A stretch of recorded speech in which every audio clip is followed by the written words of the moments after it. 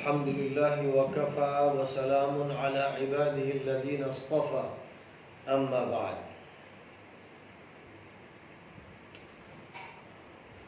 آج تراویح میں سورۃ آل عمران پڑھی گئی ہے. سورۃ البقرہ کے بعد سورۃ آل عمران ہے. سورۃ البقرہ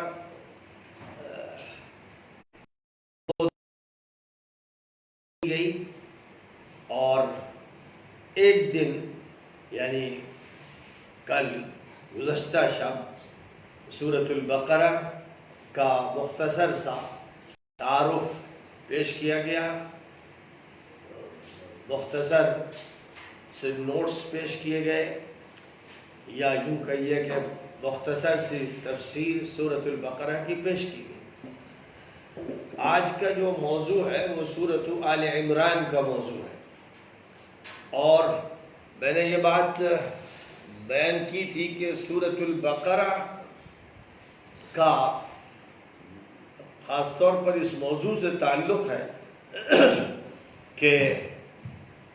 یہودیوں کی جو تاریخ عروج و زوال رہی ہے، جس کے نتیجے میں انہوں نے اپنی اہلیت کھو دی تھی، اپنے دین میں بڑی تحریفات کی تھیں اور بڑا بگاڑ پیدا کر دیا تھا، اعتقادی اعتبار سے بھی اور عبادات میں بھی اور معاشرتی مسائل میں بھی اور زندگی کے ہر شعبے میں بگاڑ ان کی علامت بن گیا تھا. اس لیے اللہ تعالیٰ کی طرف سے یہ فیصلہ ہو گیا کہ یہودیوں کو معزول کر دیا جائے، بنی اسرائیل کو. بنی اسرائیل میں عیسائی بھی داخل ہیں، لیکن زیادہ تر سورۃ البقرہ میں یہودیوں کو موضوع بنایا گیا، یعنی بنی اسرائیل کے اس دور کو موضوع بنایا گیا جس دور کا تعلق حضرت موسیٰ علیہ السلام سے تھا اور پھر ان کے بعد کے ادوار سے رہا.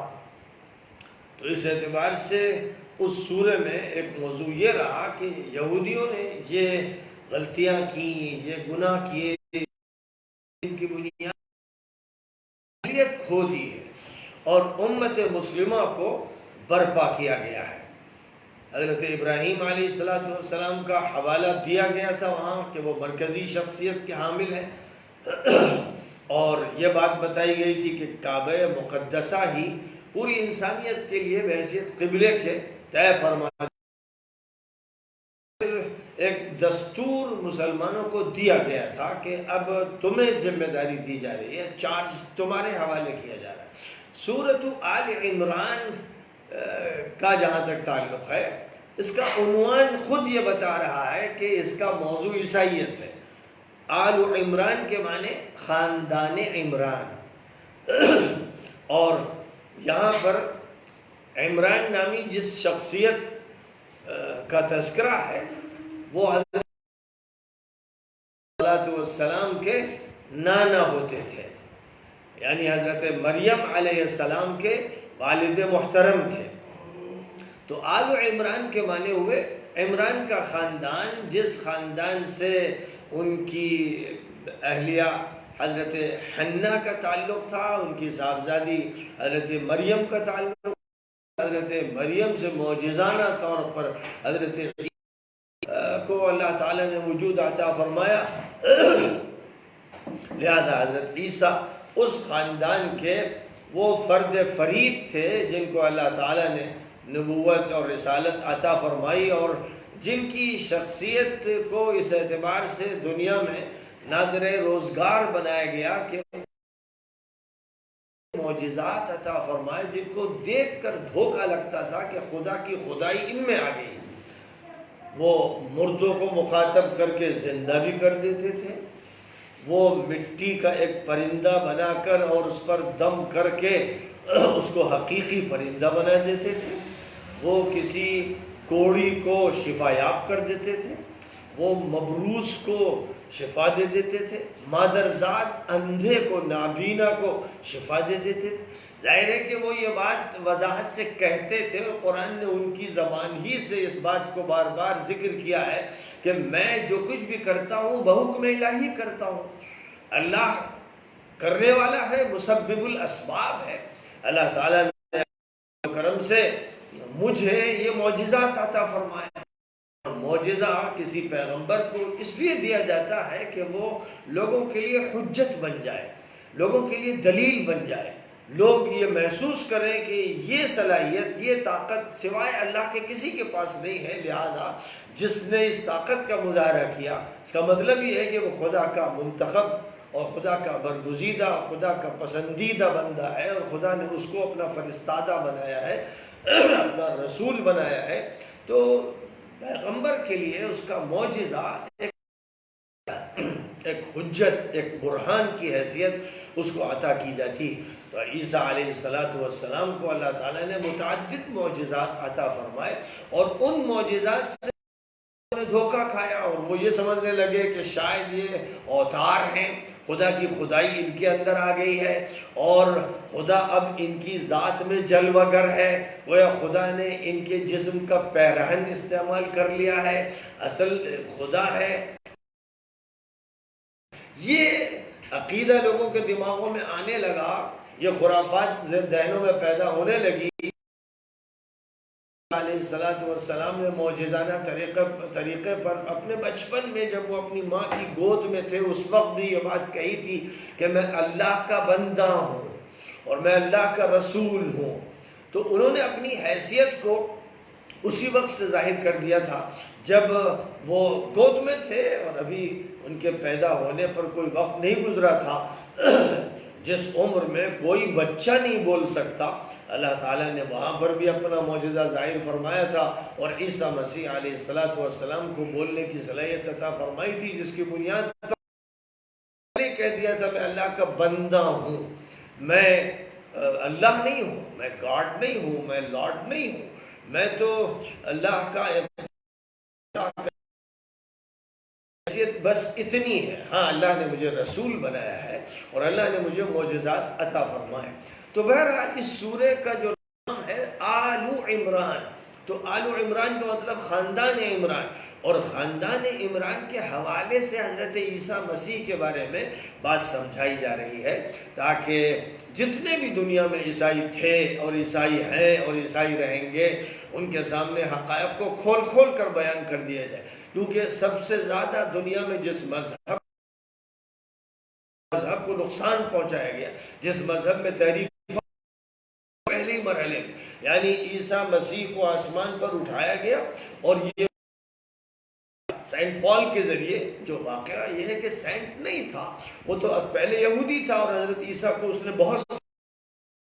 بعد میں اس نے ایک ڈرامہ تیار کیا عیسائیت کو تباہ کرنے کے لیے، اور وہ ایک بزرگ شخصیت بن گیا، اور عیسائیوں کو بھی کہ حضرت عیسیٰ کو تو وہ ستاتا رہا، اور ان کے آسمان پر اٹھائے جانے کے بعد وہ لوگوں کے سامنے آیا اور اس نے کہا کہ میں تو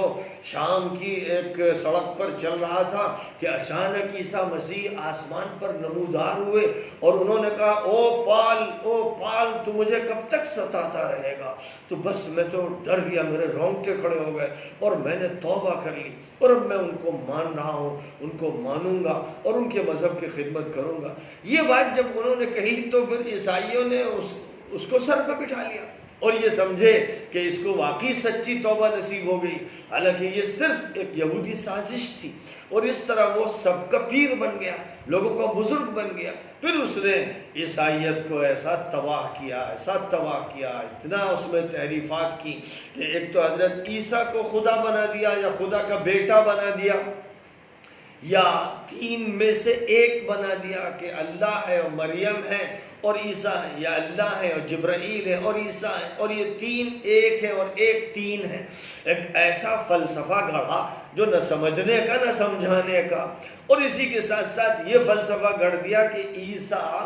جو اللہ کے بیٹے ہیں وہ سولی پہ چڑھا دیے گئے اور وہ قربان ہو گئے۔ اب تمام عیسائیوں کے لیے انہوں نے معافی کا انتظام کر دیا، وہ خود گویا کہ یوں سمجھیے کہ قربانی کا بکرا بن گئے۔ اللہ تعالیٰ نے تمام عیسائیوں پر رحم فرمانے کے لیے اپنے بیٹے کی قربانی دلوا دی۔ اللہ چاہتا تو وہ سولی پر نہ چڑھتے، لیکن اللہ نے یہ موقع دیا، اور اس لیے دیا تاکہ وہ اپنی پوری امت اور قوم کے لیے فدیہ بن جائیں۔ یہیں سے یہ ایک تماشا ہوا کہ عیسائیت کے اندر سمجھا جانے لگا کہ عیسیٰ مسیح کو سولی دی گئی تاکہ تمام عیسائیوں کو بخش دیا جائے۔ اور اس کے بعد میں پوپوں نے اور پادریوں نے یہ سمجھایا کہ تم اگر کچھ گناہ کرتے ہو تو آ کر چرچ میں پوپ کے سامنے یا فادر کے سامنے یا بشپ کے سامنے اپنے گناہوں کا اعتراف کر لو، تو وہ فرت دے دے گا۔ تو دھیرے دھیرے نتیجہ یہ نکلا کہ حضرت عیسیٰ کے بعد حضرت عیسیٰ کے جو ماننے والے تھے، جو لوگوں کے پیر بن گئے، لوگوں کے پنڈت بن گئے، لوگوں کے سنت اور مہنت بن گئے، جن کو فادر کہا گیا، کسی کو پیٹریارک کہا گیا، کسی کو بشپ کہا گیا، اور آخری عہدہ سب سے اونچا پوپ صاحب کا ہوا، اور ان کو اختیارات بھی دے دیے گئے کہ وہ جس چیز کو چاہے حلال کہہ دیں، جس چیز کو چاہے حرام کر دیں۔ یہ ایک ایسا تماشا ہوا ہے، ایک ایسا خطرناک ڈرامہ ہوا ہے جس نے پوری عیسائیت کو تباہ کر دیا۔ اور حضرت عیسیٰ ایک انجیل لے کر آئے تھے، یعنی حضرت عیسیٰ کو اللہ تعالیٰ نے ایک کتاب دی تھی جس کا نام انجیل رکھا، جیسے حضرت موسیٰ کو ایک کتاب دی تھی جس کا نام تورات رکھا گیا۔ اور تورات کے معنی ہوتے ہیں شریعت اور قانون کے، اور انجیل کے معنی ہوتے ہیں بشارت کے، خوشخبری کے۔ تو حضرت عیسیٰ کو ایک کتاب دی گئی، لیکن اس کتاب کا تو کہیں اتا پتہ نہیں، پال نے وہ کتاب تو غائب کر دی، اور اس کے بعد لوگوں نے اپنی اپنی معلومات کی بنیاد پر قصے لکھے، کہانیاں لکھی۔ تو کہا جاتا ہے 325 عیسوی میں نائسیہ کے مقام پر عیسائیوں کی ایک بڑی کانفرنس ہوئی، جس میں ہزاروں عیسائی آئے اور تقریباً 2000 انجیلیں لے کر آئے۔ یعنی وہ افسانوی کتابیں تھیں، سب کے پاس جو معلومات پہنچی، جس طرح پہنچی وہ معلومات اس نے جمع کر دی۔ تو الگ الگ قسم کی 2000 کتابیں تھیں۔ اور رومن امپائر جو ایک مشرک امپائر تھی، ایک کافر حکومت تھی، اور اس وقت اسی کا زور تھا، اس نے اس پوری کانفرنس کی نگرانی کی، اور اس نے 4 انجیلوں کو ان میں سے منتخب کر کے بقیہ تمام انجیلوں کو غیر مستند قرار دے دیا، اور یہ آرڈر دے دیا کہ یہ انجیلیں جلا دی جائیں، ختم کر دی جائیں۔ اس طرح ایک انجیل کی جگہ 4 ہو گئی، اور جو ہزاروں انجیلیں تھیں وہ برباد کر دی گئی۔ اور ایک حضرت عیسیٰ کے جو خاص الخاص شاگرد تھے، ان کی ایک انجیل تھی جس کا نام ہے انجیل برنابا، گاسپل آف برنابا۔ تو برنابا حضرت عیسیٰ کے حواری تھے، اور ان کی انجیل چرچوں میں غائب کر دی گئی۔ بہت طویل عرصے کے بعد آسٹریلیا کی ایک لائبریری سے وہ انجیل دریافت ہوئی، اور اس کے بعد پھر اس کی اشاعت کے انتظامات ہوئے، تو عیسائی دنیا میں تہلکہ مچ گیا، کیونکہ وہ سچی انجیل ہے، آج بھی موجود ہے، اس کے ترجمے دنیا کی زبانوں میں ہو گئے ہیں۔ لیکن پھر عیسائیوں نے مسلمانوں پر الزام لگانا شروع کیا کہ یہ مسلمانوں کی گڑھی ہوئی انجیل ہے، ورنہ سچی بات یہ ہے کہ حضرت عیسیٰ کی اگر صحیح انجیل روئے زمین پر ہے تو وہ برنابا کی انجیل ہے، اور برنابا کی انجیل قرآن کے مضامین سے بڑی حد تک متفق ہے۔ اس میں یہ بات ہے کہ حضرت عیسیٰ اللہ کے بندے اور اللہ کے رسول اور اللہ کے نبی، اور اللہ نے ان کو معجزات دیے، اور وہ حضرت مریم سے بغیر اس کے کہ ان کی شادی ہو، بغیر باپ کے اللہ تعالیٰ نے حضرت عیسیٰ کو پیدا کیا۔ یہ حقائق جو قرآن میں ہے، یہ حقائق برنابا کی انجیل میں ہے۔ لیکن ظاہر ہے کہ جن لوگوں نے انجیل کو بگاڑا، اور جن لوگوں نے اس کو کہانیاں بنایا، افسانوں میں تبدیل کیا، اور اس میں زبردست تغیرات کیے، وہ کیسے مانتے؟ یہ ایک بڑی مصیبت ہے کہ دنیا میں جہاں پر بھی کتابوں میں، جو کتابیں آسمانی رہی ہو یا نہ رہی ہو، جہاں پر بھی ان میں کچھ حقائق بیان کیے گئے، جیسے ہندوستان میں ویدوں میں اور گیتا میں جو باتیں کلکی اوتار کے بارے میں کہی گئی ہیں اور اتنی علامتوں کے ساتھ کہی گئی ہیں کہ وہ اس شہر کے ہوں گے جو امن کا شہر کہلاتا ہے، اور وہاں اونٹوں کی سواریاں ہوں گی، اور ان کا نام محمد ہوگا، اور ان کے والد کا نام عبداللہ ہوگا، ماں کا نام آمنہ ہوگا۔ یہ باتیں ویدوں میں بھی موجود ہے، گیتاؤں میں موجود ہے، لیکن ان گئے اور یہ کہا گیا کہ بھئی ہم تو دوسرے کل کی اوتار کا انتظار کر رہے ہیں، وہ ابھی تک ظاہر نہیں ہوئے، لیکن جہاں تک تعلق ہے ان کا جو ریسرچ اسکالر ہے وہ صحیح ہے اور منصف ہے، وہ یہ مان کر چلتے ہیں کہ حضرت محمد صلی اللہ علیہ وسلم کے بارے میں پیشین گوئیاں ویدوں میں بھی ہیں اور گیتا میں بھی ہیں اور اپنشد میں بھی ہیں، لیکن وہ ایسی ہے کہ کوئی بہت ہی حق ریسرچ اسکالر ہو تو نکال سکتا ہے، اور جب ان کی معلومات سامنے آتی ہیں تو بات سمجھ میں آتی ہے کہ وہی مراد۔ یہی صورتحال بائبل کی بھی ہے کہ بائبل میں بھی بہت سی چیزیں ایسی موجود ہیں کہ جو حضرت محمد صلی اللہ علیہ وسلم پر منطبق ہوتی ہے، اور ایک بڑی مشہور کتاب ڈیوڈ بن یامین کی شائع ہوئی، بڑے پریسٹ رہے، کرسچن پریسٹ رہے، انہوں نے محمد ان دی بائبل اس عنوان سے کتاب لکھی، اور یہ لکھا کہ محمد کا تذکرہ موجود ہے بائبل میں، اسلام کا تذکرہ موجود ہے، اور بہت سی تفصیلات، بہت کچھ مٹایا گیا، بہت کچھ تحریف کی گئی، لیکن پھر بھی دلائل موجود ہے۔ ہندوستان میں مولانا رحمت اللہ نام سے جو اس میں بائبل سے دلائل مہیا کر کے حقائق کو واضح کر دیا ہے، اور دنیا میں بہت سے محققین ہیں جنہوں نے بائبل کے اندر جو پیشین گوئیاں کی گئی ہیں حضرت محمد صلی اللہ علیہ وسلم کے بارے میں ان کو بیان کیا ہے، یہاں تک کہ بدھا کی جو کتاب ہے اس میں بھی حضور کے بارے میں پیشین کے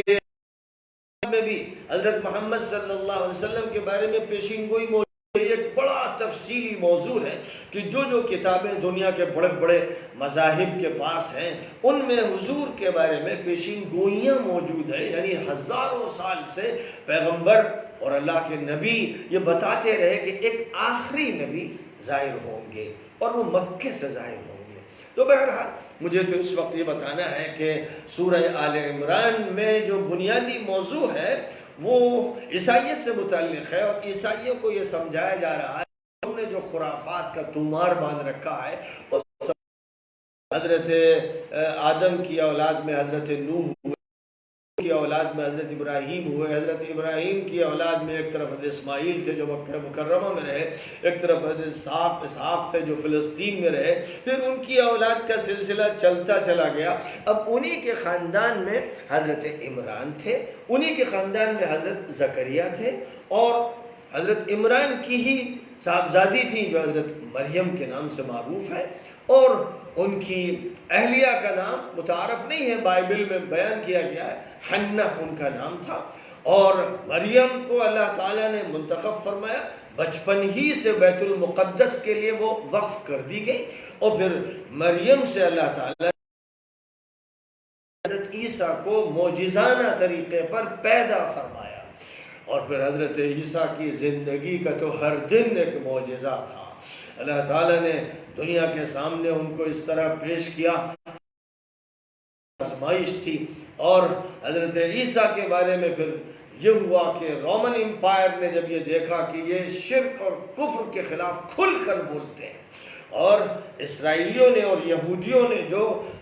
تحریفات کر رکھی ہیں ان کے خلاف بولتے ہیں، جو جھوٹے قسم کے پیر بنے ہوئے ہیں، سنت مہنت بنے ہوئے ہیں، ان کی بخیا ادھیڑتے ہیں، تو ان کے خلاف دشمنی کا طوفان کھڑا ہو گیا، اور یہودیوں نے ان کے خلاف رومن امپائر کی سپریم کورٹ میں مقدمہ دائر کیا کہ یہ تو ٹیررسٹ ہیں، یہ تو حکومت کے خلاف بغاوت بھڑکانا چاہتے ہیں، یہ تو حکومت کے خلاف بیانات دیتے ہیں، تو ان کی گرفتاری ہوئی، اور یہ فیصلہ ہوا کہ ان کو سولی پہ چڑھا دیا جائے۔ لیکن جس وقت پولیس ایک بھیڑ کے ساتھ ان کو سولی کی جگہ لے جا رہی تھی، راستے میں درمیان میں اللہ تعالیٰ نے ان کی شکل ایک دوسرے کے اوپر ڈال دی اور ان کو چشم زدن میں فرشتے اٹھا کر لے گئے، وہ آسمان پر منتقل کر دیے گئے۔ یہ بات اس سورہ میں بیان کی گئی۔ اور مقامات پر بھی تذکرہ فرمایا گیا کہ جن لوگوں نے یہ چاہا تھا کہ ان کو سولی پہ چڑھا دے، وَمَا صَلَبُوهُ وَمَا قَتَلُوهُ، ان کو مار نہیں سکے۔ اللہ تعالیٰ نے ان کو آسمان پر اٹھا لیا اور وہ آسمان پر ہیں۔ جب محمد صلی اللہ علیہ وسلم معراج پر آسمانوں پر تشریف لے گئے تھے تو آپ کی ملاقات حضرت عیسیٰ سے بھی ہوئی تھی، اور حضرت عیسیٰ کے بارے میں یہ بات قرآن میں اشاروں میں اور حدیث میں بڑی تفصیلات کے ساتھ ارشاد فرما دی گئی ہے کہ قیامت سے پہلے وہ آسمان سے اتارے جائیں گے۔ یہ بھی بتا دیا گیا ہے کہ ملک شام میں اتارے جائیں گے، یہ بھی بتا دیا گیا ہے کہ شام کے شہر دمشق میں اتارے جائیں گے، یہ بھی بتا دیا گیا ہے کہ شہر دمشق کی مسجد جامع مسجد کے ایک مینارے پر اتارے جائیں گے، اور پھر اس کے بعد حضرت عیسیٰ ہی دجال کا مقابلہ کریں گے اور دجال انہی کے ہاتھ قتل کیا جائے گا، اور وہ حجاز تشریف لائیں گے، مکہ مکرمہ آئیں گے جہاں ان کی مہدی سے ملاقات ہوگی۔ مہدی کا ظہور مکہ مکرمہ میں ہو چکا ہوگا، اور مہدی جب ان سے امامت کے لیے کہیں گے تو کہیں گے نہیں، امامت آپ کریں گے، کیونکہ اب میرا وہ دور نبوت نہیں ہے، اب تو گویا میں محمد صلی اللہ علیہ وسلم کا ایک امتی بن کر آیا ہوں اور میں آپ کے ساتھ ہوں، آپ کا مددگار ہوں۔ تو اس طرح حضرت مہدی اور حضرت عیسیٰ دونوں مل کر پوری دنیا میں ایک اسلامک سپر پاور تیار کریں گے۔ ان سے پہلے جو سپر پاور ہوگی وہ دجال کے پاس ہوگی، اور دجال ظاہر ہے کہ ایک ایسی خطرناک، خوفناک، ہولناک اور طاقت لے کر آئے گا جس کو دیکھ کر لوگ اس کے سامنے سجدہ ریز ہو جائیں گے اور یہ سمجھیں گے یہ خدا ہے، شروع کر دیں گے۔ دنیا کی بڑی آبادی دجال کو رب مان لے گی اور دجال کا غلبہ پوری دنیا پر ہو جائے گا، یہاں تک کہ جزیرۃ العرب جسے آج کل لوگ غلطی سے سعودی عرب کہتے ہیں، یہ پورا ملک دجال کے قبضے میں آ جائے گا، صرف مدینہ منورہ رہ جائیں گے، شہروں کے علاوہ پورا ملک اس کے قبضے میں چلا جائے گا۔ آج کل کے حالات پر نگاہ ڈالیے تو ایسا لگتا ہے کہ ایسی تیاریاں ہو رہی ہیں، کیونکہ اس وقت کی جو موجودہ دجال کی تابع حکومت ہے، یعنی دجال کے بارے میں حدیثوں میں بیان کیا گیا ہے کہ وہ یہودی ہوگا، اور شہر اصفہان کے 70,000 یہودی اس کے ساتھ ہوں گے، اور یہ کہ اس کا کیپٹل شہر القدس میں ہوگا جس کو یہودی یروشلم کہتے ہیں، اور جس کے محل کو تعمیر کرنے کی تیاریاں کی جا رہی ہیں، تو اس کا کیپٹل وہاں پر ہوگا اور وہاں سے اس کی پوری دنیا پر حکمرانی ہوگی۔ ہم سب یہ دیکھ رہے ہیں، چاہے براک اوباما ہوں، چاہے وہ کلنٹن ہوں، چاہے وہ ٹرمپ ہوں، سب اسرائیل کے سامنے سر جھکائے کھڑے رہتے ہیں، ہاتھ جوڑے کھڑے رہتے ہیں، جوتیاں چاٹتے ہیں۔ یعنی اسرائیل ان کا مرکز ہے، ان کا کیپٹل واشنگٹن ہے، لیکن واشنگٹن کا کیپٹل تل ابیب ہے، اور اب یہ طے کر لیا گیا ہے کہ یروشلم ہے، اور امریکہ نے اپنا سفارت خانہ وہاں منتقل کر دیا، جس سے ظاہر یہ ہو رہا ہے کہ وہ سپر پاور جو دجالی سپر پاور ہوگی اس کی تیاریاں ہو رہی ہیں، اور قرآن کے ملک مصر ہے، اردن بھی زمانے سے، اور جس کو سعودی عرب کہتے ہیں، اور امارات، یہ ساری حکومتیں دجال کی تیاری میں لگ کر اسرائیل کے ساتھ تعلقات کو سنوارنے میں، بنانے میں، ترقی دینے میں لگی ہوئی ہیں، اور ساتھ ہی ساتھ اپنی جو پوری زمین ہے، یعنی ملک ہے جزیرۃ العرب، اس کے مختلف خطوں پر یہودیوں کے فوجی اڈے قائم کیے جا رہے ہیں۔ یہاں سے نہیں ہو رہے ہیں، یہ 20-30 سال سے ہو رہے ہیں، اور اب تو پورے طور پر گویا کھل کر، اب چھپ کر بھی نہیں، پہلے چھپ کر یہ کام ہوتا رہا، اب ڈنکے کی چوٹ پر کھل کر نتن یاہو سے محمد بن سلمان کی دوستی ہے، اور ٹرمپ کے داماد یہودی خبیث کوشنر سے دوستی ہے، اور ٹرمپ کو وہ آقا مانتے ہیں، اس کی جوتیوں میں نذرانے ڈالنے والے ہیں۔ یہ صورتحال تو ایسی ہے جس سے اب بچہ واقف ہے، اب اس کے لیے زیادہ پڑھنا بھی نہیں چاہیے، اب تو روزانہ کے اخبارات میں یہ کھل کر خبریں آ رہی ہیں، تو گویا دنیا تبدیل ہو رہی ہے۔ تو سورہ آل عمران کا جو موضوع ہے اس اعتبار سے بہت اہم موضوع ہے. حالانکہ یہ موضوع جو ہے یہ صرف عیسائیوں سے متعلق نہیں ہے. یہ ایک بات ذہن میں رہنی چاہیے کہ اس سورہ کے دو اہم موضوعات ہیں. ایک موضوع کا تعلق اہل کتاب سے جن کو پیپل آف دی بک کہا جاتا ہے, انگلش میں پیپل آف دی بک یعنی کتاب والے لوگ, اور کتاب سے مراد تورات اور انجیل, بائبل کہہ دیا جاتا ہے. اور الگ الگ کرتے ہیں تو تورات کو اولڈ ٹیسٹامنٹ اور انجیل کو نیو ٹیسٹامنٹ کہتے ہیں, دونوں کو ملا کر بائبل کہتے ہیں. قرآن جب مخاطب کرتا ہے یہودیوں اور عیسائیوں کو تو یا اہل الکتاب, او پیپل آف دی بک, ایک کتاب والوں کہتا ہے. جیسے آج کل ہم لوگ کہیں تقریر کرنے جائیں تو یہ کہیں بھائی جو ایجوکیٹڈ لوگ ہیں ان سے میں بات کر رہا ہوں, جو مثقفین ہیں پڑھے لکھے ہیں میرا ان سے خطاب ہے. تو جو معنی ایجوکیٹڈ کے ہیں وہ معنی پیپل آف دی بک اور اہل الکتاب کے تھے, جن کے پاس کتاب ہے, ان کے پاس ایک آسمانی دستاویز ہے اور جو اس پر فخر کرتے ہیں. اور ٹھیک ہے ان کو فخر کرنے کا حق ہے, لیکن ان کو یہ حق نہیں تھا کہ اس میں رد و بدل کریں. انہوں نے اس میں سے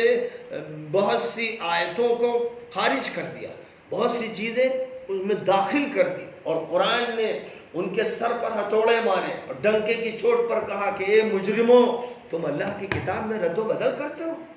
تم نے اللہ کی کتاب سے بہت سی چیزیں نکال دی, بہت سی چیزیں اپنے من سے داخل کر دی, تم خود اپنا فتویٰ گڑھتے ہو اور کہتے ہو کہ اللہ کی طرف سے. ارے جھوٹو مکارو, تمہیں شرم نہیں, تمہیں اللہ کا خوف نہیں رہ گیا. قرآن ان کو للکارتا ہے. اور ظاہر ہے کہ جو عیسائی اور یہودی ذرا دل کی صفائی کے ساتھ قرآن پڑھ لیتا ہے تو وہ اسلام کے سامنے سر جھکانے پہ مجبور ہو جاتا ہے. یعنی ایسا سمجھیے جیسے دبتی رگ پر کوئی انگلی رکھ دے, جو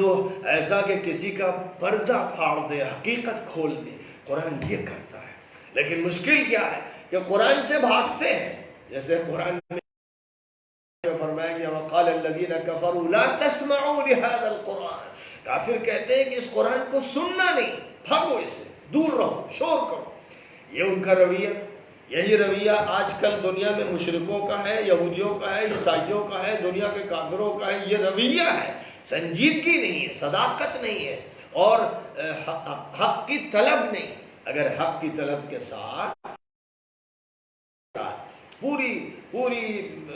صداقت کے ساتھ اور خلوص کے ساتھ, خلوص نیت کے ساتھ, بغیر کسی لاگ لپیٹ کے لوگ قرآن پڑھ لیں تو ان کو ایمان کی پہچان ہو جائے گی, اللہ کی معرفت حاصل ہو جائے گی, نبیوں کو وہ پہچان لیں گے, صحیح راستہ ان کے سامنے آ جائے گا. تو قرآن پاک کی اس سورہ میں دو موضوعات ہیں. ایک کا تعلق تو اہل کتاب سے خطاب, یہ شروع سے لے کر تقریباً 20 تک ہے. اور پھر اس کے بعد ایک دوسرا اِذْ غَدَوْتَ مِنْ أَهْلِكَ تُبَوِّئُ الْمُؤْمِنِينَ مَقَاعِدَ لِلْقِتَالِ, اس وقت کو یاد کیجئے جب آپ ایمان والوں کو مورچے پر ڈٹنے کا حکم فرما رہے ہیں, ان کی بٹالینز کو مورچے پر جما رہے تھے. اس وقت کو یاد کیجئے. یہ ہے جب جنگ احد کا واقعہ پیش آنے والا تھا, اور اس وقت نبی اکرم صلی اللہ علیہ وسلم نے اپنے اصحاب کو لے کر احد کی طرف خروج کیا تھا. احد پہاڑ ہے مدینہ منورہ میں, تقریباً مسجد نبوی سے 3-4 کلومیٹر کی دوری پر ایک پہاڑی سلسلہ ہے. اس پہاڑی سلسلے کو اپنے پیچھے رکھتے ہوئے کافر, کیونکہ نارتھ کے رخ پر تھے, ادھر سے وہ آ رہے تھے مقابلے کے لیے تھی, تو اس کا تذکرہ ہے. یہاں سے جنگ احد پر تبصرہ کیا گیا ہے, جنگ احد کے حالات ذکر کیے گئے ہیں. اور جنگ احد ہوئی ہے سن 3 ہجری میں, یعنی نبی صلی اللہ علیہ وسلم نے مکہ مکرمہ میں 13 سال گزارنے کے بعد ہجرت فرمائی تو مدینہ منورہ آپ تشریف لائے. دوسرے سال بدر کی جنگ ہوئی, اور بدر ایک گاؤں کا نام ہے. وہاں پر ایک بڑا وسیع میدان تھا اور اس میں کچھ بلند و بالا خطے بھی تھے. اس میدان میں جو جنگ ہوئی وہ جنگ بدر کہلاتی ہے. مدینہ منورہ سے وہ 150 کلومیٹر کی دوری پر ہے. تو اس وقت حضور صلی اللہ علیہ وسلم 313 یا 15 یا 17 اصحاب کو لے کر اس مقام تک گئے، اور وہاں پھر کافروں کی اس فوج سے جنگ ہوئی جس میں 1000 افراد تھے۔ لیکن یہ جو جنگ تھی وہ بڑی خطرناک تھی کہ اس میں کافروں کا ایک بڑا لشکر جو 3000 افراد پر مشتمل تھا، مدینے پہ چڑھائی کرنے کے لیے تیار تھا، اور وہ مدینے کی طرف کوچ کر رہا تھا اور بالکل قریب آ لگا تھا۔ اس وقت حضور صلی اللہ علیہ وسلم نے مسجد نبوی میں عام طور پر ہوتا یہ تھا کہ بات پیش آتی تو حضور صرف مخصوص لوگوں سے مشورہ کرتے تھے جو آپ کے سیکرٹری کی حیثیت رکھتے تھے اور بہت قریب تھے، لیکن یہ وہ موقع تھا جس میں عمومی مشورہ حضور پاک علیہ السلام نے فرمایا، اور 1000 لوگ اس مشورے میں شریک ہوئے۔ عام طور پر سیرت نگار لکھتے ہیں 1000 صحابہ شریک ہوئے، مسجد نبوی میں یہ مشورہ کیا گیا، اور اس میں حضور صلی اللہ علیہ وسلم اور بڑے صحابہ کی رائے یہ تھی کہ دشمن کو مدینے میں گھسنے دیا جائے اور ہم مدینے میں رہیں، جب وہ ہمارے محلوں میں گھسے تو ہم ناکہ بندی کر کے گھیراؤ کر کے اس کا مقابلہ کریں تاکہ اس کی فوج تتر بتر ہو جائے، ان پر حملہ آور ہو۔ لیکن جو نوجوان عنصر تھا اس مشورے میں، اس نے کہا کہ حضور جس طرح ہم بدر علاقے تک گئے اور ہم نے باہر نکل کر جنگ کی، ہم آج بھی باہر نکل کر جنگ کے لیے تیار ہیں۔ تو حضور صلی اللہ علیہ وسلم مشورے سے اٹھ کر گھر چلے گئے۔ تھوڑی دیر کے بعد ایز اے کمانڈر، سر پر لوہے کا خود، جسم پر 2 زرہیں، تلوار، نیزے، یہ سب لے کر نکلے۔ تو لوگ حیران کہ ابھی تو مشورہ تھا اور حضور ابھی گھر گئے اور گھر سے باہر نکلے تو اس شکل میں۔ تو لوگوں نے کہا کہ حضور تو ابھی تو مشورہ چل رہا ہو گیا۔ نوجوانوں نے جو بات کہی ہے میں نے اسی کو منظور کر لیا ہے، اور اب باہر نکل کر جنگ ہوگی۔ اور احد پہاڑ کا جو دامن، احد اور مسجد نبوی کے درمیان کا آدھا راستہ بھی طے ہوا تھا کہ جو آپ کے ساتھ مشورے میں شریک تھے ان میں عبداللہ ابن ابی بھی، کہیے کہ حزب مخالف کا لیڈر تھا، وہ مخالف پارٹی کا لیڈر تھا، وہ سردار منافقین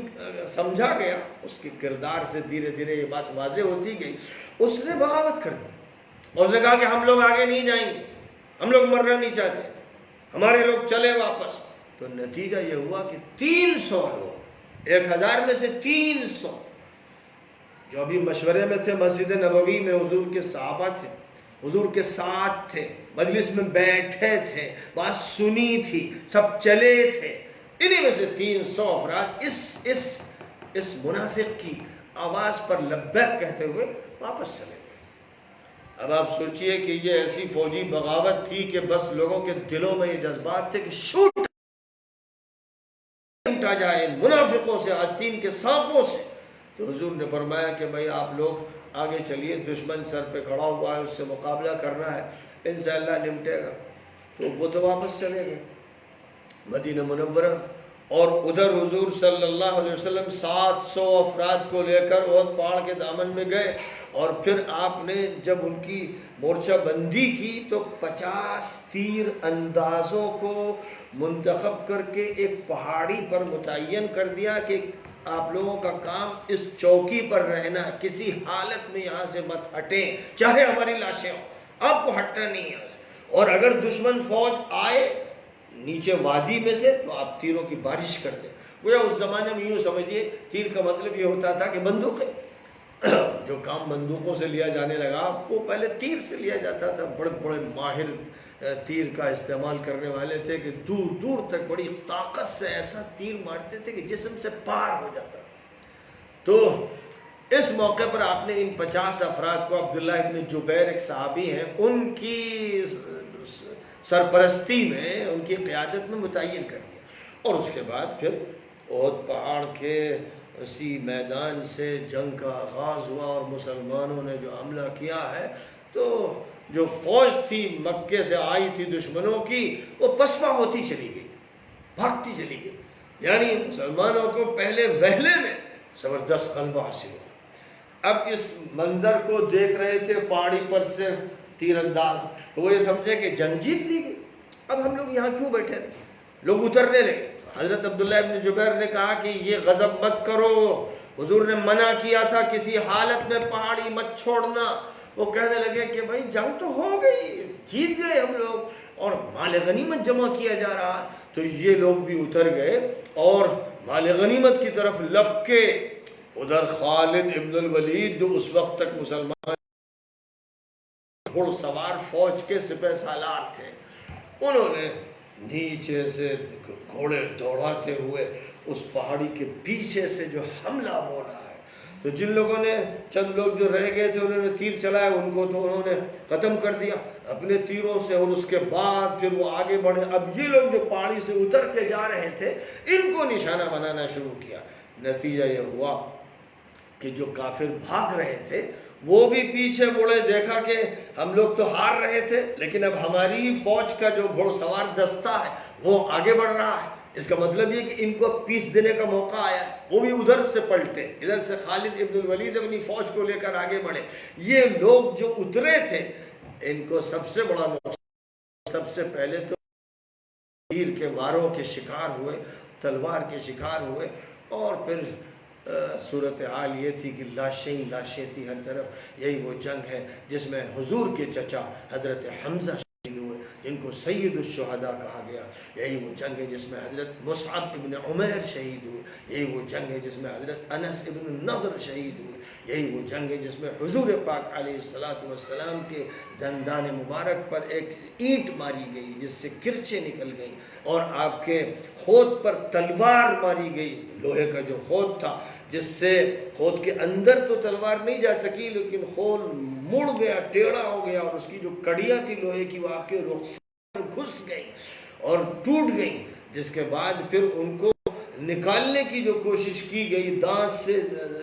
زور سے حضرت ابو عبیدہ نے جھٹکا دے کر نکالا تو خون تو ادھر تھل تھل بہنا شروع ہوا اور حضرت ابو عبیدہ کا ایک دانت ٹوٹ گیا۔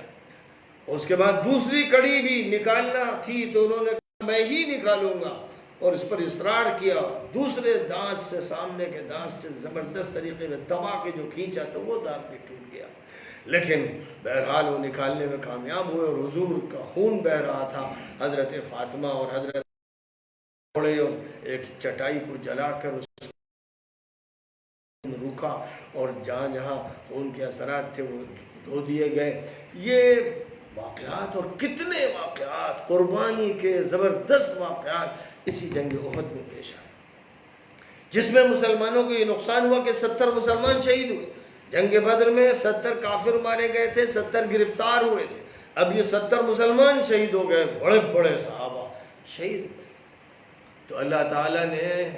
اسی سورے میں یہ بات فرمائی کہ حتی اذا فشلتم وتنازعتم فی الامر وعصیتم من بعد ما اراکم ما تحبون، جب تم نے پسپائی اختیار کی اور تم نے آپس میں جھگڑا کیا اور تم نے نبی کی نافرمانی کی تو یہ شکست ہوئی، یعنی اللہ میاں نے اطاعت۔ اور اسی طرح حدیثوں میں یہ ذکر کیا گیا ہے کہ وہ 300 لوگ جو بغاوت کر کے بھاگے تھے تو بنو سلمہ اور بنو حارثہ 2 قبیلے کے لوگ جو تھے وہ بھی متاثر ہوئے، ان کے قدم ڈگمگانے لگے کہ اب ہم لوگ کہاں جائیں گے، تو لگتا ہے کہ بس مقتل ہے۔ تو اللہ تعالیٰ نے ان کے دلوں کو ہمت عطا فرمائی اور ان کو شرم آئی کہ نبی جا رہے ہیں اور ہم لوگ گھر جائیں، کتنی بے غیرتی کی بات ہوگی۔ تو وہ بے توفیقی سے محروم رہے، محفوظ رہے، بے توفیقی سے محفوظ رہے، اور اللہ تعالیٰ نے ان کو توفیق عطا فرمائی تو وہ حضور کے ساتھ رہے اور اس جنگ میں شریک ہوئے۔ تو بہرحال جنگ احد کا ایک تذکرہ ہے جو سن 3 سے متعلق ہے، اور ایک تذکرہ جو شروع سے لے کر تقریباً 120 آیات تک ہے، اس کا خطاب عیسائیوں سے ہے، اور یہ اس موقع کی بات ہے سن 9 ہجری میں نجران کے علاقے سے، جو پہلے یمن کا ایک شہر تھا، بلکہ یوں سمجھ لیجئے کہ ریاست تھی جہاں عیسائی حکومت کر رہے تھے، اور اس کے بعد پھر سعودی حکومت نے جو زیادتیاں کی اور ظلم کیے انہی میں سے علاقہ یمن والوں سے چھین لیا. اب یہ سعودیہ میں جو جنوبی شہر ہیں ان میں سے ایک شہر ہے نجران کا. تو نجران سے 60 پر مشتمل ایک عیسائیوں کا وفد آیا حضور صلی اللہ علیہ وسلم کے پاس, اور اس نے آ کر آپ سے بحث کرنا چاہی. تو حضور صلی اللہ علیہ وسلم نے اسی وقت جو آیتیں نازل ہوئی سورہ آل عمران کی وہ انہیں سنا دی. آیتوں میں یہ بات ارشاد فرمائی گئی ہے کہ بھائی میں نے تو حجت قائم کر دی, میں نے تمہارے سامنے کون تھے, حضرت مریم کی کیا حیثیت, عمران کا خاندان کیسا بزرگ تھا, پھر حضرت عمران کے بعد مسجد اقصیٰ کے متولی بنے, اور پھر حضرت زکریا کو اللہ تعالیٰ نے بڑھاپے میں بیٹا دیا جن کا نام ہے یحییٰ, اور حضرت یحییٰ خود ایک زبردست جلیل القدر نبی رہے ہیں. حضرت عیسیٰ کے ساتھ ان کا قریبی رشتہ تھا, کیونکہ جہاں تک تعلق حضرت زکریا کا وہ حضرت عیسیٰ کے خالو تھے. حضرت مریم تو حضرت عیسیٰ کی جو اہلیہ تھی وہ ان کی خالہ تھی. تو اس طرح خالازاد بھائی تھے حضرت یحییٰ, اور ایک ہی وقت میں دونوں نبی تھے, الگ الگ علاقوں میں کام کر رہے تھے. اور حضرت پاک میں بڑا زبردست تذکرہ بھی اسی طرح بہت ہی اہمیت کے ساتھ ان کے عفاف, ان کی پارسائی, ان کا تقوی, ان کی نیکی, ان کا زہد, ان کی عبادت, ان حقائق کا ذکر فرمایا گیا ہے. تو بہرحال یہ وفد جو حضور صلی اللہ علیہ وسلم کے پاس آیا, حضور نے اس سورہ کے ذریعے سے ان کے سامنے واقعات بتا دیے, حقائق بتا دیے, اور سب سے پہلے یہ فرمایا گیا کہ اللہ نے کتابیں اتاری ہیں. جو کتاب حضرت ابراہیم کو دی گئی, حضرت نوح کو دی گئی, اور بعد میں پیغمبروں کو دی گئی, اللہ کی طرف سے دی گئی. آخری دور میں تورات حضرت موسیٰ کو دی گئی, اور انجیل حضرت عیسیٰ کو دی گئی. اور اللہ نے جو کتابیں اتاری ہیں جن میں آخری کتاب قرآن پاک ہے, ان میں 2 طرح کے مضامین ہوتے ہیں. ایک تو وہ مضامین ہوتے ہیں جن کا تعلق عالم غیب سے, آسمان سے, جنت سے, دوزخ سے, اللہ کی ذات سے, فرشتوں سے, جن کے بارے میں ہمارے پاس وہ طاقت نہیں ہے کہ ہم سمجھ سکیں. اب ان کے بارے میں جب کوئی بیان ہوتا ہے تو ہم اپنی زبان کی حدود میں ان کو سمجھتے ہیں اور قیاس کرنے لگتے ہیں. اب کوئی اللہ میاں کو قیاس کرنے لگے انسان پر یا کسی مخلوق پر تو کتنی بڑی غلطی ہوگی, اس کا عقیدہ ہی خراب ہو جائے گا.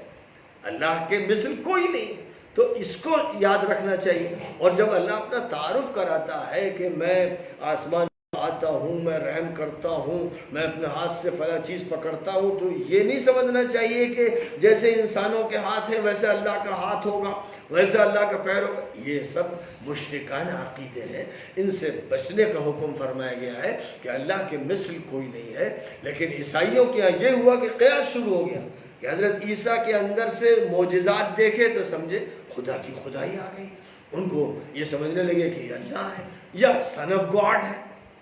یا ورڈ آف گاڈ ہے, یعنی اللہ میاں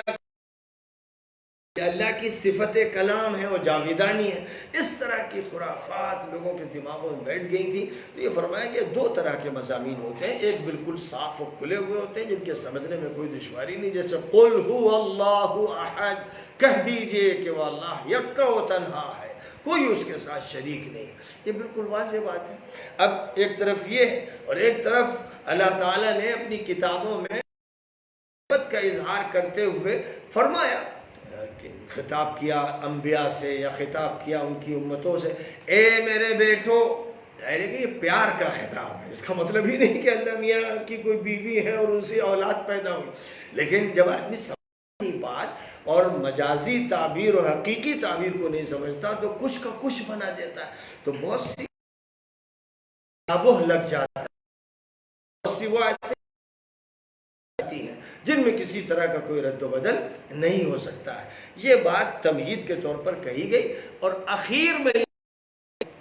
کہ اے عیسائیوں, تمہارے سامنے حق بالکل واضح کر دیا گیا ہے. اب اگر تم اپنی ضد پر اڑے ہوئے ہو تو آؤ مباہلہ کر لو,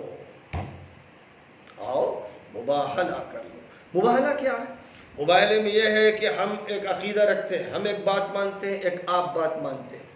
اب آپ اپنے لوگوں کو اور ہم اپنے قریب ترین لوگوں کو لے کر میدان میں آتے ہیں. اور اس کے بعد ہم یہ کہیں گے اے اللہ اگر ہم حق پر ہیں تو ہماری نصرت فرما، اور ہمارے مخالف اگر باطل پر ہیں تو ان کو سزا دے دے، ان پر عذاب نازل فرما۔ اس کے بعد پھر فیصلہ اللہ کے ہاتھ میں ہوگا۔ تو اب میں اور کچھ نہیں کر سکتا، تم لوگوں سے یہ کہتا ہوں تم اپنے وفد کو لے کر آ جاؤ، میں اپنے گھر کے عزیز ترین، قریب ترین، محبوب ترین لوگوں کو لے کر آتا ہوں۔ اور پھر واقعتاً حضور نے بلایا، فاطمہ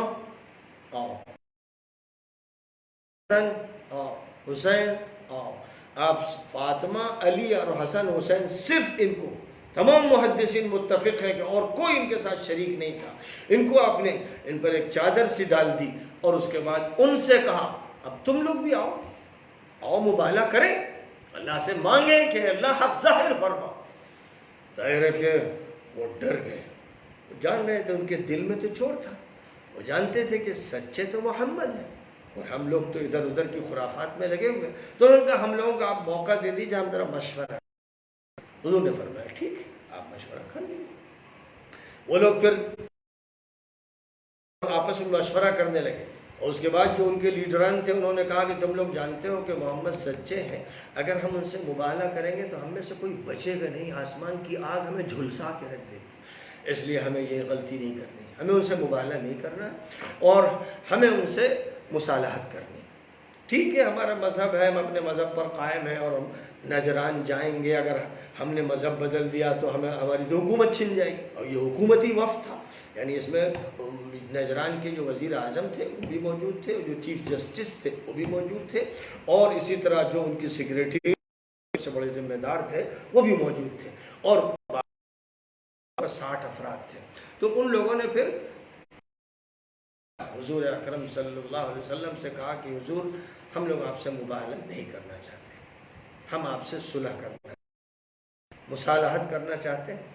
آپ طے فرما دیجیے۔ تو آپ نے فرمایا کہ دیکھو تم جانتے ہو کہ اسلام غالب ہے اور اس کا غلبہ ہوتا چلا جا رہا ہے، مکہ فتح ہو چکا ہے سن 8 میں، 1 سال پہلے مکہ فتح ہو گیا، یہ سن 9 میں آئے تھے یہ لوگ، ہجرت کے 90 سال۔ حضور نے فرمایا تم دیکھ رہے ہو کہ پورے ملک پر اس وقت ہمارا نظام چل رہا ہے، ہم چاہیں تو تمہارا نظام بدل سکتے ہیں، لیکن اسلام ظلم نہیں کرتا ہے، اور اسلام فرقہ واریت کی تعلیم نہیں دیتا ہے، اور اسلام جبر نہیں کرتا ہے، اور اسلام زبردستی مذہب ٹھوستا نہیں ہے۔ تو ہم تمہیں آؤ، ہمارے اور تمہارے درمیان مصالحت ہو جائے گی، ہم تمہاری حکومت کو برخاست نہیں کریں گے، تمہاری حکومت رہے گی، لیکن تمہارے ذمے ایک ٹیکس لگایا جائے گا، ہم تمہارے افراد میں بھرتی نہیں کریں گے، ہم تمہاری حفاظت کریں گے، ہم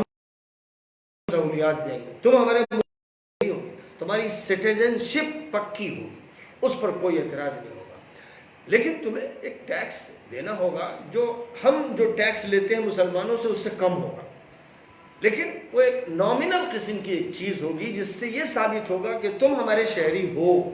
تم ہماری حکومت کے افراد ہو، اور ہم نے تم کو ریاست کی حکومت سونپ دی ہے۔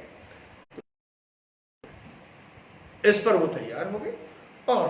بڑی خوشی خوشی وہ وفد وہاں سے رخصت ہوا، حضور کی عزت کرتے ہوئے، اور حضور نے بھی ان کے ساتھ بڑی خوش اسلوبی سے، خوش اخلاقی سے معاملہ فرمایا، اور اس طرح نجران کی یہ عیسائی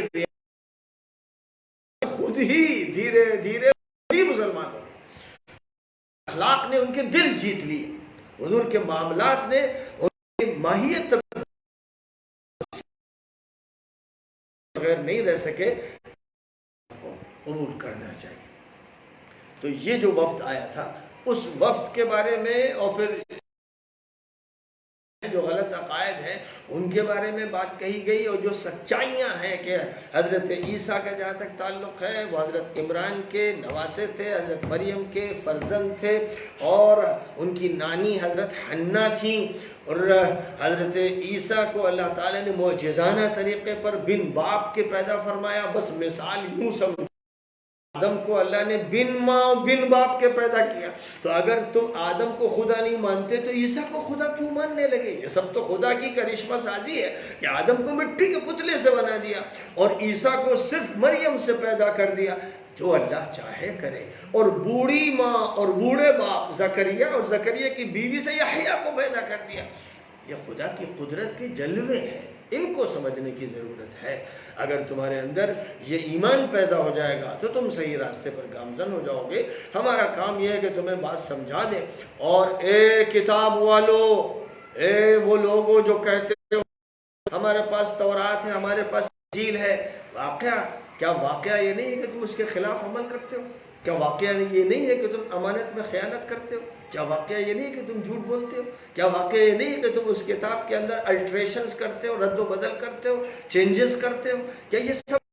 نہیں؟ تو ڈرو اللہ سے، تمہاری پکڑ ہو جائے گی. اور تم پھر یہ چاہتے ہو کہ مسلمانوں میں تفریق پیدا کرو. اسی سورہ میں یہ فرمایا گیا کہ ان کا ایک گروپ یہ کرتا تھا کہ آپس میں لوگوں سے بات کرتا تھا کہ تم لوگ مسلمان ہو جاؤ، پھر شام کو یا دوسرے دن کہو کہ بھئی ہم نے دیکھ لیا، ہم مسلمان ہوئے، یہاں تو سب گڑبڑ ہے، پھر تم لوگ اسلام سے نکل آؤ. اس سے ہم ان کو ڈیفیم کریں گے، ڈیمورلائز کریں گے، ہم ان کو کمزور کر دیں گے، ہم انہیں بدنام کریں گے، ہم ان پر الزام لگائیں گے. یہ کرنے کی ضرورت ہے. یہ ساری باتیں اللہ تعالیٰ نے کھول کھول کر بیان کر دی. حالانکہ وہ راتوں کو خفیہ میٹنگ میں مشورے کرتے تھے،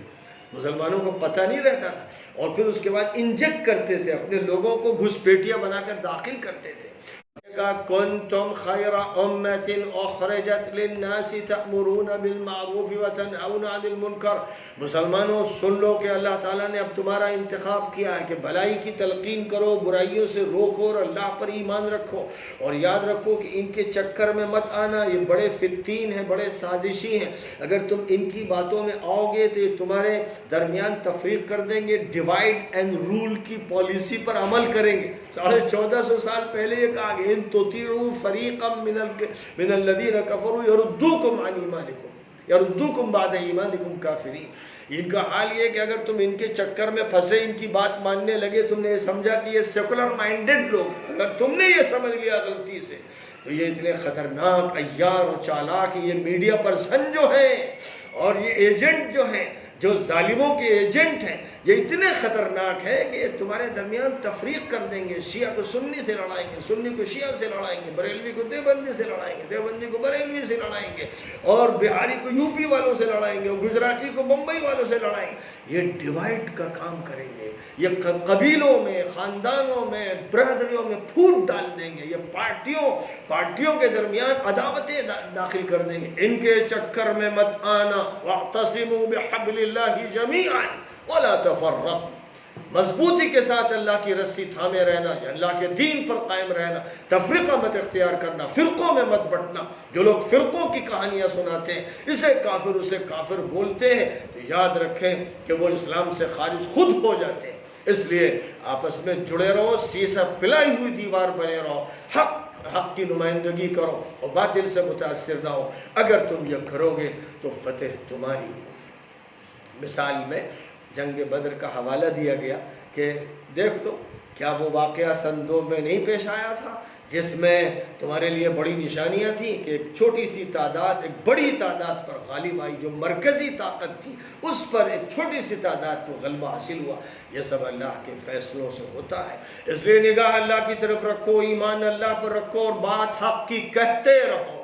بھلائی کی تلقین تمام انسانوں کو کرتے رہو. یہ پوری انسانیت کا دین ہے، یہ مانوتا کا دین ہے، یہ اللہ کا، لاڈ کا، گاڈ کا، ایشور کا سسٹم ہے. یہ اس کی لاسٹ بک ہے، لاسٹ میسنجر تک آئی ہے، وہ سب کو بتانے کے لیے آئی ہے. لہذا سب سے کہو، پولیس والوں سے کہو کہ ظلم مت کرنا، حاکموں سے کہو کہ ظلم مت کرنا، طاقت والوں سے کہو کہ ظلم مت کرنا، جھوٹ مت بولو، رشوت مت لو، سود مت کھاؤ، اور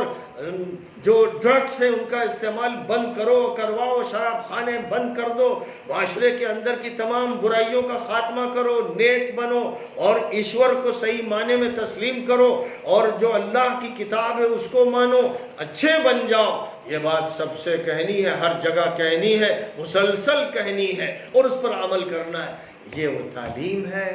جو اس سورے میں جا بجا دی گئی ہے. ظاہر ہے کہ ایک نشست میں سورے کا ترجمہ ہی نہیں ہو سکتا تھا، اور سورے کے مطالب کو تو اگر بیان کیا جائے تو کئی راتیں کافی نہیں اور کئی جلدیں کافی نہیں. یہ بات ذہن میں رہنی چاہیے. لوگ محسوس کرتے ہیں کہ بہت طویل بات ہو رہی ہے، لیکن کیا کروں، میں تو اتنا اختصار کرتا ہوں کہ اس سے زیادہ لگتا ہے جیسے اختصار بس میں نہیں ہے. اور رمضان کی تو راتیں ہوتی ہی ہیں جاگ کر گزارنے کے لیے، اور رمضان کی مناسبت قرآن پاک سے ہے، اس لیے اس سے زیادہ مبارک و مسعود و میمون اور اچھا وقت ہی نہیں ہو سکتا ہے کہ قرآن کے ساتھ وقت گزرے، اللہ کے ساتھ وقت گزرے، اور جو حقائق ہیں ان کو بیان کیا جائے، ہماری راتیں اس طرح گزریں، دن روزے میں گزرے، اس وقت بھی اطاعت اور اب بھی اطاعت، اور ایک باد بہاری ہے جس سے ہم مستفید ہو رہے ہیں، اور ہمیں یقین ہے کہ اسی کے ذریعے سے ہم کورونا وائرس کو شکست بھی دے دیں گے۔ یعنی شکست دینے کا مطلب یہ کہ اللہ کی قوت سے ہم بیماری کو دفع کریں گے۔ یہ نہیں ہو سکتا ہے کہ اللہ سے مستغنی ہو کر اور اللہ کا انکار کر کے اور فسق و فجور اور جھوٹ و مکاری کی زندگی گزارتے ہوئے ہم کسی بھی جرثومے پر، کسی بیماری پر غالب آئیں۔ سب کو معلوم ہو جانا چاہیے کہ یہ نہیں ہو سکتا ہے۔ یہ اسی وقت ہوگا جب اللہ کی، ایشور کی، لاڈ کی، گاڈ کی طاقت کو مان کر، اس کے سامنے سر جھکا کر اس سے دعا مانگی جائے گی۔ جب یہ ہوگا تبھی علاج ہوگا، اس کے بغیر علاج نہیں ہو سکتا۔ کتنی ہی دوائیں استعمال کر لیجئے، کتنی ہی ٹیکنالوجی استعمال کر لیجئے، یہ سب اللہ کی پیدا کردہ ہے، یہ سب اللہ کی مخلوقات ہیں، اور اللہ کی مخلوقات کو استعمال کرنا ہے اللہ کے حکم سے، تدبیر اختیار کرنا ہے اللہ کے حکم سے، نبی کے حکم سے، لیکن یقین رکھنا ہے کہ کسی وبا اور بیماری کو دفع بھی اللہ کرتا ہے، اور جب چاہتا ہے تو لانے والا بھی وہی ہے، دور کرنے والا بھی وہی ہے۔ وآخر دعوانا ان الحمد للہ رب العالمین۔